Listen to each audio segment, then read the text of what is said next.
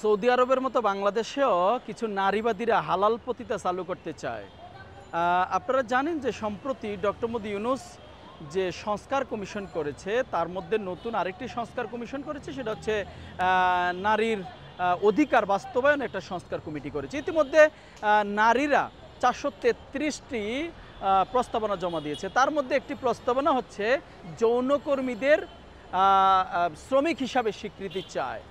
আমি এই বিষয়ে খুব দৃঢ়তার সহিত প্রতিবাদ করছি, আগামী দিনে এই সংস্কার কমিটি যেন ভেঙে দেওয়া হয়। নারীদেরকে আজকে যারা যৌনকর্মীদেরকে যারা শ্রমিক হিসাবে সার্টিফিকেট চাচ্ছে, পক্ষান্তরে নারীদেরকে অসম্মান করা হচ্ছে, অর্থাৎ বাংলাদেশে এটাকে হালাল করতে চায়। আমি স্পষ্ট বলতে চাই যে এই দেশে বিসমিল্লাহির রহমানির রহিম দিয়ে সংবিধান শুরু হয়, যে দেশের সংবিধানে রাষ্ট্রধর্ম হচ্ছে ইসলাম, সেই দেশে যৌনকর্মীদের স্বীকৃতি চায় শ্রমিক হিসাবে। নিঃসন্দেহে এটা একটা গভীর ষড়যন্ত্র, নিঃসন্দেহে এটা অনেক বড় পরিকল্পনা। বাংলাদেশকে একেবারে একটা 95% মুসলমানের এই দেশে এই সাহস কোথা থেকে পায়, তাদের প্রতি আমি প্রশ্ন রাখছি।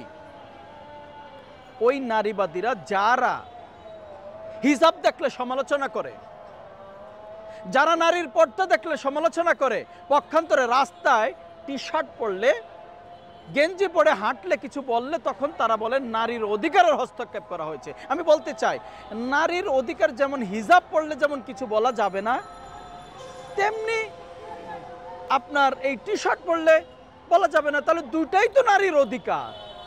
তার মানে তারা নারীর অধিকার বলতে যেটা বোঝায়, ওই নারীবাদীরা যারা রাষ্ট্রকে বিকলাঙ্গ করতে চায়, যারা ধর্মটাকে উলঙ্গ করে দিতে চায়, যারা পাশ্চাত্যের কালচার বাংলাদেশে এনে উলঙ্গ হাঁটতে চায়, ওই নারীবাদীরাদেরই সমস্যা নারীর স্বাধীনতা নয়। সমস্যাটা কোথায় জানেন?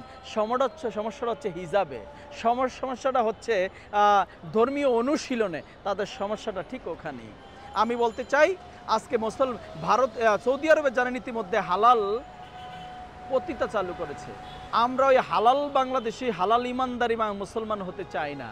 আমরা চাই আফগানিস্তান আর ফিলিস্তিনের মতো ইমানদার মুসলিম হতে চাই। তাই এই রাষ্ট্রকে যারা বিকলাঙ্গ করার গভীর ষড়যন্ত্র, এটা বিশাল চক্রান্ত। কিন্তু এই যৌনকর্মীদের স্বীকৃতি এটা বিশাল চক্রান্ত। তার মানে যেই মুসলিম 95% মুসলমান যার ধর্মে আছে এটা হারাম, তার মানে তারা এটা স্বীকৃতি চায়। এটা পরিকল্পিতভাবে রাষ্ট্রকে ষড়যন্ত্র করা। পাশ্চাত্যের এরা টাকার বিনিময়ে কিন্তু এই ষড়যন্ত্র করে। তাই ডক্টর মোহাম্মদ ইউনূসের প্রতি উদাত্ত আহ্বান জানাচ্ছি, এই সংস্কার কমিশন ভেঙে দিন, দরকার নেই। সংবিধানের 132-এর যে ধারা আছে, নারীর অধিকার, নারীর সমতা যথেষ্ট। নারীর অধিকারের জন্য এটাই যথেষ্ট, এর চেয়ে বেশি কিছু লাগে না। আর সবচেয়ে বড় কথা হচ্ছে, আমাদের ইসলাম ধর্মে নারীর চমৎকার মর্যাদা দিয়েছে, নিশ্চয়ই আপনারা জানেন। নারীর অধিকার সম্পর্কে বক্তব্য আছে, নারীর অধিকার সম্পর্কে সকল যা দেওয়া আছে যথেষ্ট আমাদের ইসলাম ধর্মে। যেই সকল নারীরা আজকে রাষ্ট্রকে বিকলাঙ্গ করার ষড়যন্ত্র করছেন, তাদের প্রতি ধিক্কার, এবং পাশাপাশি এদেশের ইমানদার মুফতি, আলেম, স্কলার্সদের জেগে ওঠার জন্য বলছি, এটা নিয়ে প্রতিবাদ করতে হবে, এটা নিয়ে রাস্তায় নামতে হবে। এই সংস্কার কমিটি ভেঙে দিতে হবে ডক্টর মোহাম্মদ ইউনূসকে। আপনাকে ক্ষতিগ্রস্ত করছে, আপনার সুনামকে ক্ষতিগ্রস্ত করছে সূক্ষ্মভাবে।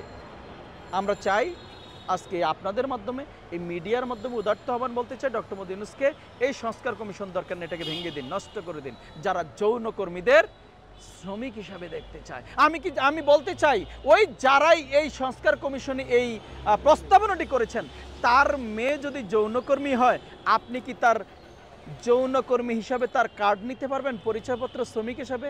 যদি আপনি না পারেন, আরেকজনের, অন্যের মেয়েকে কেন এই ধরনের নারীকে কলঙ্কিত করছেন আপনি? নিঃসন্দেহে এটা ভাবার সময় এসেছে এবং সবাইকে জেগে উঠতে হবে, প্রতিবাদ করতে হবে খুব কঠিনভাবে।